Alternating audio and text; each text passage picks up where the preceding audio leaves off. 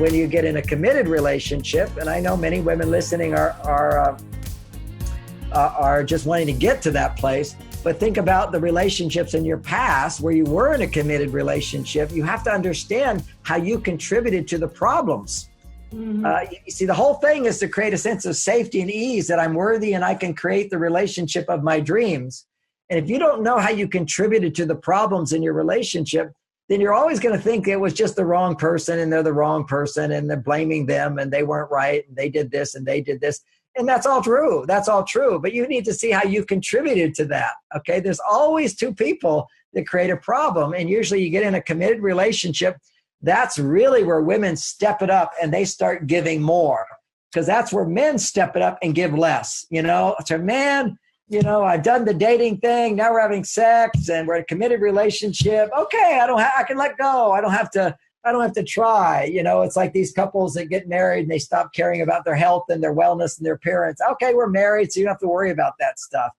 I look great, and for my age, 65 years old, I don't do it for my wife. I do it for myself, okay? It's just I want to live a long, healthy life. I want to feel sexy, and I want to look in the mirror and feel sexy, and that comes from health. It doesn't always look by looking like a model. I'm not some Superman looking, but for my body type, I'm healthy, and that is sexy.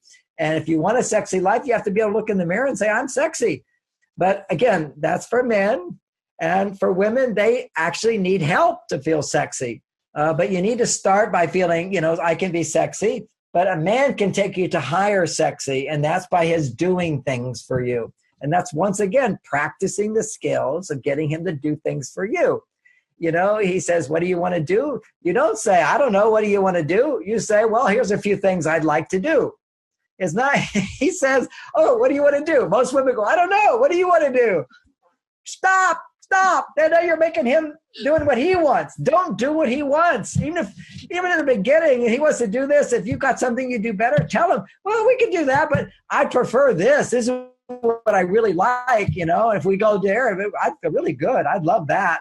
And then he kind of goes, well, I don't want to do that, but if it makes you happy, then I want to do it. Now, let's just stop right there. That is such a confusing concept, and it probably went over many women's head.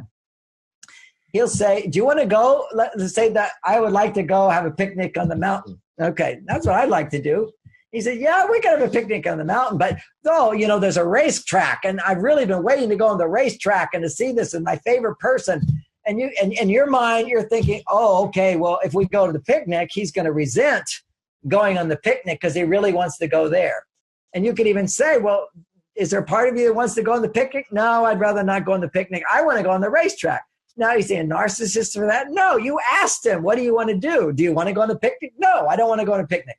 Well, do you want to go on the racetrack? Yeah, I really want to do that. Okay, no, that's just what he wants. You want to go on the picnic.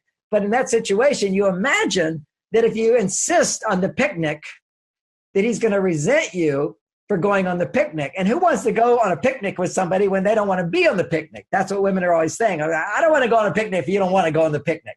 Right. I want to do what you want to do. No, you want him to want what you want. But men don't always want what you want. So how do you get what you want? Here's the secret. Understand men. This is such a breakthrough. I say to my wife, I don't want to go on the picnic, but if it's what you want and it makes you happy, then I want to go on the picnic.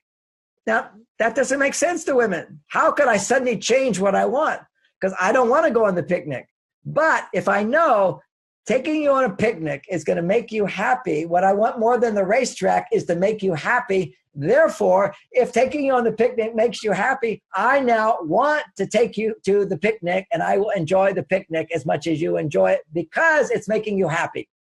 And that's not a facility that women have.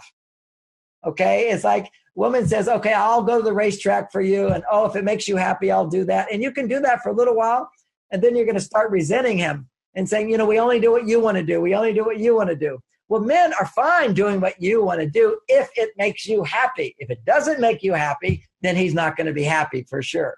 But part of masculinity, part of testosterone is all about success. It's not about what do I get. It's not about me. It's about me being successful doing something for you. And that's what wins a man's heart. He bonds with you. The more he can do things to make you feel happy. And that means even giving up what he wants. He gives up what I want to do. I'm going to do what you want to do, which makes you appreciate him more. I mean, don't you appreciate somebody more if they really wanted to do something, but they love you so much, they're going to do what you want? That's real love. See, it's like I'm making you more important than me right now. But then the balance to that in a man's life is not what it is for a woman. See, a woman goes, I'll do something for you. It's not for me, but now you have to do something for me. And that's reciprocity. That's how women's hormones are associated. For a man, it's I'm going to do something for you, not for me. If it's successful, I am so happy and fulfilled. I'll do it again and again. And I'm also going to take time to do things for myself. I've earned the right to have my own things I want to do. So that's how I go work for my family. I come home and I do what I want to do for me. And then I also do what I want for my wife and my children. It's all this balance of work, giving to my wife and children, and giving to me. And that balance has to be there for men and that has to be there for women. And that's what Lauren teaches women, is how to balance the we time with the me time. Single women are all doing me time. Then they get in a relationship. They go into we time and they give up me time. And now you become needy and clingy and too attached and dissatisfied. And whenever, ever you're dissatisfied, a big part of that is you're too needy. That's what we started out with, is demanding more than what's available to you. A happy, fulfilled person is not ever demanding more than what they have. And at the same time, they want more.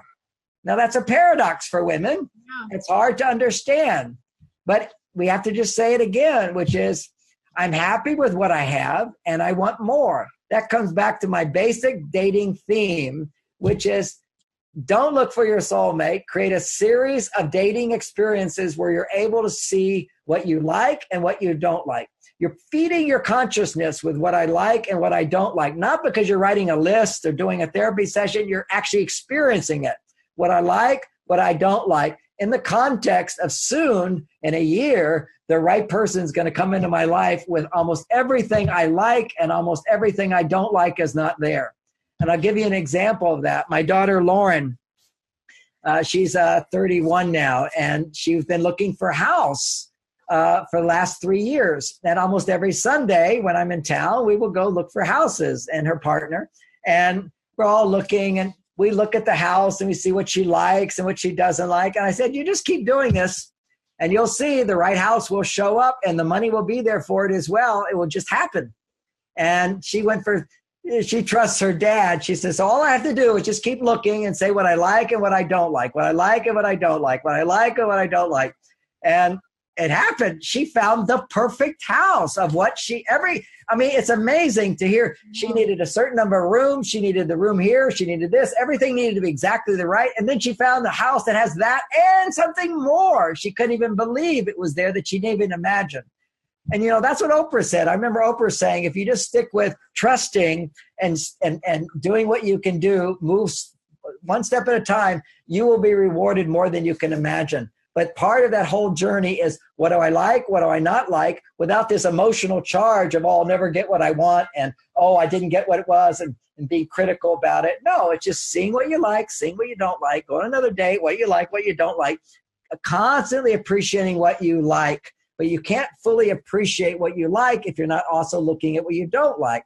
But you can't even see what you like if you're in that hyper vigilant state of, I want to buy this house. So I told her, we're not going to buy any houses. We're just going to keep looking and looking and looking to get very clear about what you like and what you don't like.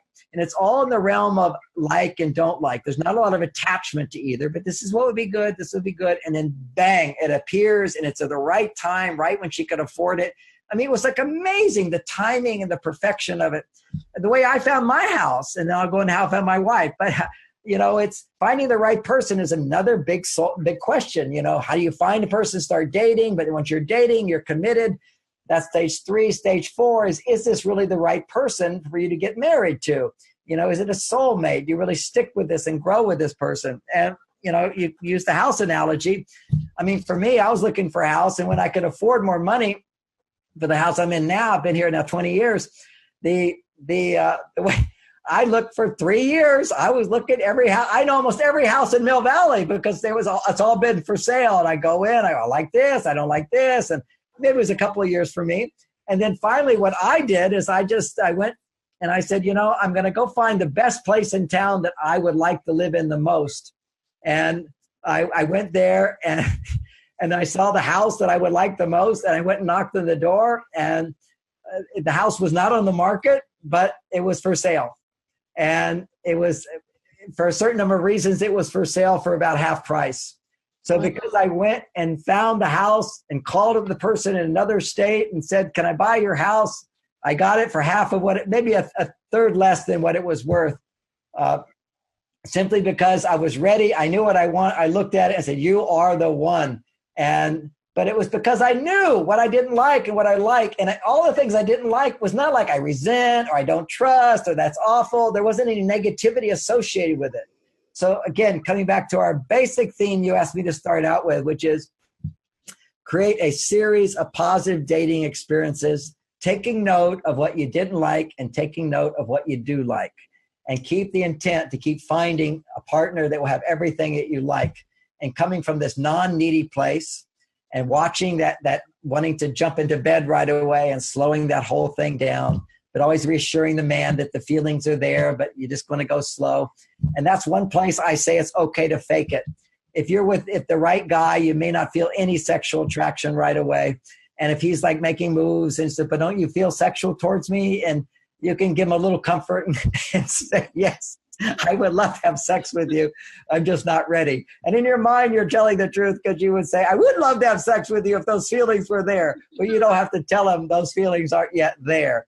It's a little bit implied, which I need to go slow and I'm ready to go. But if those feelings are there, you can certainly say it, but then hold back till you have bonding with the heart and the mind and maybe a little bit more on the spirit.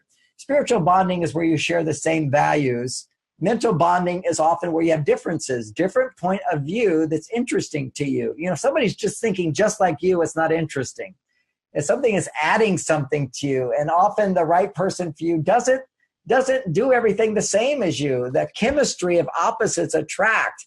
If you're looking for someone who's just like you all the time, it would be boring. And it also doesn't help your soul to grow. It's learning to challenge, to integrate something different into your life, which means that there'll always be an attraction. And it starts out as you find them interesting. And then it's on the level of the heart where you start finding things which are similar and where you share things. But for man, that's the level where you need to do things and you see you make an impact. Another little insight into men, and we're in the fifth stage here where a man proposes. I'm with Bonnie and I'm thinking, maybe she's the one, but I wasn't sure. And I was ready and I was looking. There's an old saying here I want to point out, which is men really can be with the right woman, but they don't propose because they're just not ready. And typically men that have many partners, the one they pick to marry is just the one that was there when he was ready to get married. So there's a place inside of men where they have to feel inside of themselves that they have enough to provide for a woman's happiness. They have to have a series of positive experiences where they feel confident that they can make a woman happy. And one time I was with a couple, they were together 9 years and he wouldn't propose and she loved him so much. But what had happened is they'd gone to see they'd gone on this tour of Hollywood, Beverly Hills, and she was just enamored with all the big houses and the beautiful lawns. And she was saying, oh gosh, I bet they have a swimming pool in the back with a diving board and they must have beautiful chandeliers. And he was hearing her, loving all those things, thinking she deserves that. And I'll never be able to provide that. So I'm not going to marry her. And so he's always saying, I love you and everything, but you deserve better than me. And so that's deep inside of a man. He has to feel his worth that he can provide for you. And if he doesn't feel that experience, he doesn't get the confidence and the motivation to make that commitment. In my own life, I'm with Bonnie and I've been with many women and I liked her more than all of them, but I wasn't ready to make a commitment, but I wanted to get married. And so then I remember I was taking her on a date to a resort 2 or 3 hours away, and I'm driving. I took the wrong turn, and instead of being in California, we're now going in towards Las Vegas. And and I'm like, oh my God. And I realized I was late. I was wrong. I was lost. I pulled over the side of the road. I panic inside. I'm thinking, oh, she's going to be so upset because we're not going to make the dinner. We're not going to make the talk, where we're going to go. She's really wanting to do that. And other women have always gotten so upset about these things. And So I pulled over the car, sort of dreading the moment where I had to tell her, I think we're in the wrong state. And I pulled over and I pulled out the map and to see what my wrong turn was. And I just said to her, I said, well, I don't know exactly where we are, but I'll look at the map and we'll get back on the road, waiting for the attack to happen. And she says, yeah, I don't know where we are either. But this is the most beautiful sunset I've ever seen. Oh. And I just melted, just like you just melted a little bit. And I just, if you could see what I did mentally, I got down on my knees and put my hands up to God. And I said, thank you, God. This is the woman I want to marry. And ironically, it's because she overlooked the mistake that I made. And that was a big thing for me, is to feel that I know I'm not perfect, but if I could still be loved, even though I'm not perfect, then I'm set for life. And that's what men are afraid of. They're afraid that, when you get to know them, you're not going to love them as much.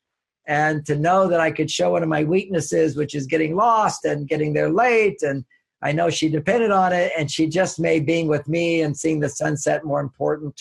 That was a kind of love that I wanted to marry. And I think every man is looking for that, is to feel that unconditional love, that acceptance, that he is still loved. But also another one we need as men is appreciation, which is we make mistakes, but when we do it right, we get a lot of appreciation. And when you can be accepted for being not perfect and appreciated for what you do provide, then you get the really big juice for men that causes men to totally bond. And they feel like a hero, and that's called trusting a man. When you give a man the message that you trust him, that stimulates more testosterone than anything. I mean, think about the hero. The hero is somebody you can depend on, somebody you can trust. And the problem with trust is that women think to trust a man is dependent upon him being perfect. So women will put men on a pedestal, and then when he falls off the pedestal, she goes, oh, I can't trust you. I go, no. You can trust him to be a good driver. You can trust him to do this. You can trust him to do this. But in this situation, maybe you can't trust him. But so many other areas you can trust him. And that trust erodes if you demand perfection to trust someone's doing their best and to discover what you can depend upon a man for. And I'll share something that it's my wife's wisdom. Most women will relate to this when it's spoken into words. But it clarifies what you need in a man today. Because remember, I started out is don't so much look at all his qualities on the outside, how much money he makes, how he looks, how he dresses, what car he drives, all this. That's important. But more important, how does he make you feel inside? And the feeling you're looking for is the feeling my wife described about me. And this is very insightful. This is we've been married now 32 years. And I'll just toss in, because you're going to hear a lot of men give advice. And just with the men who are single, take it with a grain of salt. I remember once Cosmo had an article, 32 eligible bachelors at 35 years old. What do they want? Women need to know. Yeah, give those men what they want and they'll stay bachelors. You want to find men who are married happily and find out what they want. They expect. It's good. Not to say that a single guy can't teach you things. It's good to know how they think and feel, but it's also good to know from somebody who's made it work over a lifetime. And also who's failed. I was married before. I've been married to Bonnie 32 years. Before that, I was married to Barbara. We were married for 2 years. I made all these mistakes. I got married to the wrong woman in that case. She seduced me. I didn't seduce her. That's how I know this whole thing about giving more. She gave me 10 times more than I gave her. It was irresistible. I didn't have to do anything in that marriage. Okay. She supported me. She gave me a house. She kneeled before me. She took notes. She helped me. She promoted me. She was like, how can you say no to that? And totally available sexually. I didn't have to do anything. And I fell in love with her. It was my female side that fell in love with her. Bonnie I had already tried to win Bonnie over and I failed. I tried to marry Bonnie, my present wife, before Barbara, my first wife. Bonnie wouldn't marry me. I didn't do a good enough job. But I learned in my first marriage, understanding differences between men and women. I started learning, my mistakes here. Took a year, then called up Bonnie and said, okay, I'm a new guy. You'll see. And seduced her. I earned her love. And now I have the confidence, no matter what, I know how to earn her love. And she loves me. It's not like all dependent on her. I know that I have what it takes to win her love over. And so I bond with her. It's like a job. that I do, that I know I can do it, as opposed to it was just luck or something. That's from the man's point of view. From the woman's point of view, look at it as luck. Just, aren't you lucky that this guy pursued you, another guy pursued you, and then you were able to pick from all the guys, you didn't pick. It's up to you to pick. It's up to them to earn their way in.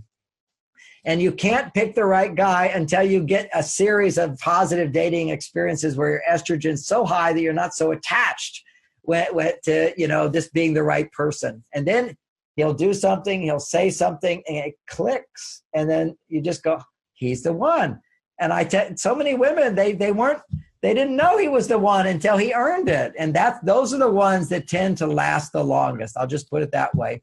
And having said all of that, I'm talking about extremes. So there could be the case where you feel totally turned on to a guy and he could be the right guy. I mean, I'm saying that's not possible. But if you have a history, this is where it's being turned on to a man right away and then he doesn't call back or he's the wrong guy. If you're one of these many women that come to me and say that, why do I pick the wrong guys? The guys that turn out to be drug addicts, guys turn out to be liars, guys turn out to be married, guys that turn out to be committed to being single. Why am I attracted to those guys? Then you have a neediness inside where you give sex to get men, whether you're conscious of it or not. And that's why you get turned on. And so what you have to know, if you've had that experience repeatedly, then for absolute certainty, if you're turned on right away, it's the wrong guy. Run to the other room. Don't even talk to him. You want the guy that you can run from who's running after you. That's what you want. You got to go. You got to pick. You're the boss here. Let you choose who gets in there. And there's a lot of requirements, and you take your time to get there. Anyway, just giving you some reassurance that you're not gonna lose out if you don't run after men. There will be. You create a space for men to run after you when you're not running after them. It will happen. You just have to know that when it starts to happen, the guy's not going to be good enough because you're not yet in that place where your estrogen's high enough, your receptivity is there, your trust is there. So you're still in that hypercritical state. When women are too far on their male side, the female is weak. The female is the part of you that can pick the right person, can appreciate someone for their perfections along with their imperfections. And you're not settling. You're finding the right guy for you. It feels so good just to hear you say what you just shared, which is this message of hope, and also this message that as women, we can relax a bit, we can lean back and allow things to happen. We don't have to be working so hard and have that hypervigilance you were talking about.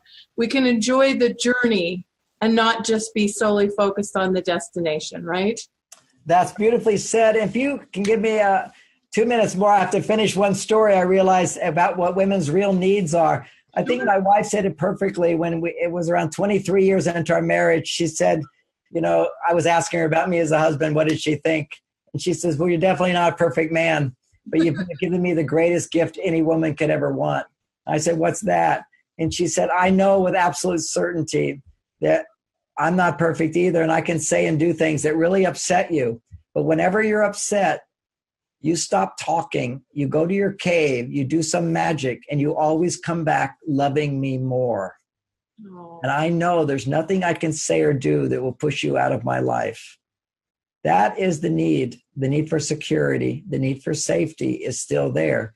It's just that for the woman, it's just that now it's more of an emotional safety that she can be more authentic. She can be both her masculine side and her feminine side, her most beautiful side and her not most beautiful side. And that man will always come back for more.